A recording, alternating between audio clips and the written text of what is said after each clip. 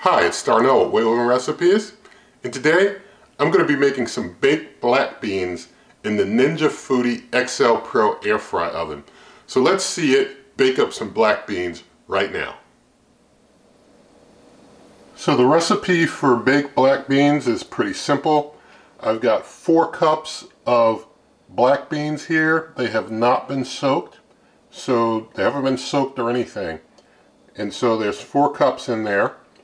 And I've got myself here, you can use about 6 whole crushed garlic cloves. A couple of mine were small, so this is actually like 7 whole crushed garlic cloves. So I'm just going to basically distribute those around in the pot here. And also I've got 2 teaspoons of sea salt. Sea salt or Himalayan salt I would advise to use over things like table salt or other types of salt. Sea salt and Himalayan salt are some of the more healthful salts if you do a little research into that, but use the salt of your choice. Now the next ingredient I'm going to add is water. It's going to be about maybe 6 cups of water, but if you want to add other ingredients to your beans, that is totally up to you. But this is the first 2 cups. And now 2 more cups to make 4 cups of water.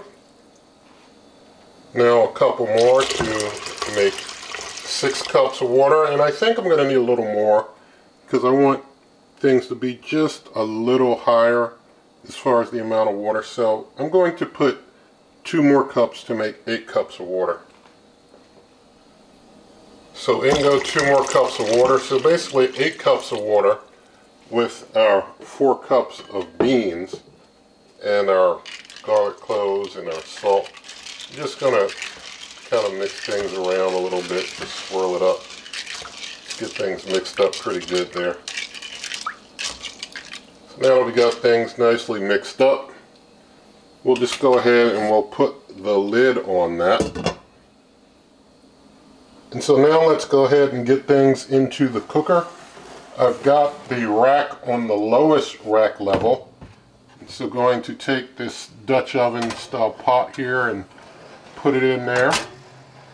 You can see it fits just fine.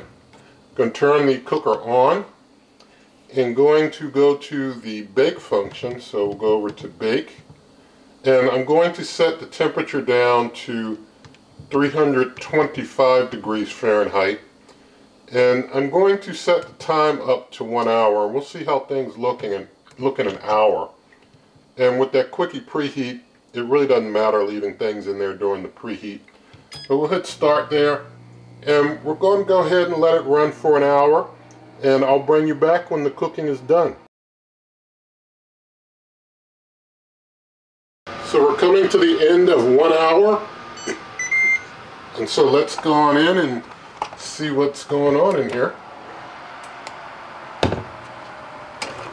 See if I can get this out without burning myself or something. Got some hot bubbling beans here. So let me give you a higher level view here and we'll see what's going on in here. Maybe we need more time, or let's see, they seem like they're coming along. I think they could probably use a little more time. I'm going to give them, let's see, maybe another 20 minutes. I'm thinking 20 minutes more. At 325 is what I'm going to do to give them a little more time, just to soften up a little bit more. But I think they're coming along pretty well. So stick that pot right back in there like that. I'm just going to close up. I'm just going to adjust the time down to 20 minutes even and just hit start with that. And I'll bring you back in just 20 minutes. So now we're coming to the end of 80 minutes at 325 degrees Fahrenheit. I'm going to get on in here again. Try not to burn myself. Get this on out of here. Alright. Let's give you a look inside there. Just how things look.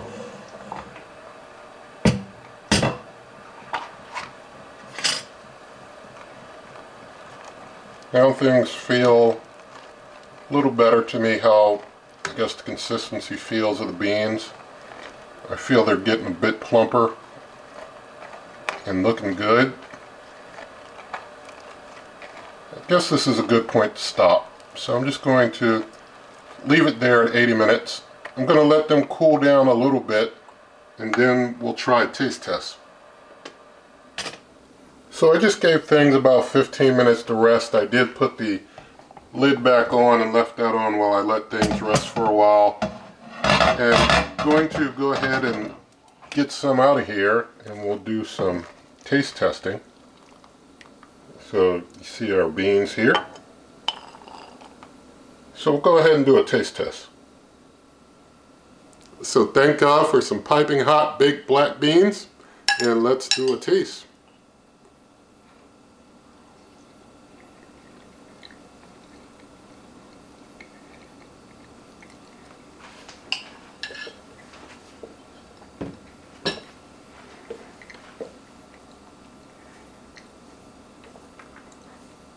Okay, they turned out pretty good. They're a little firm still a little firm.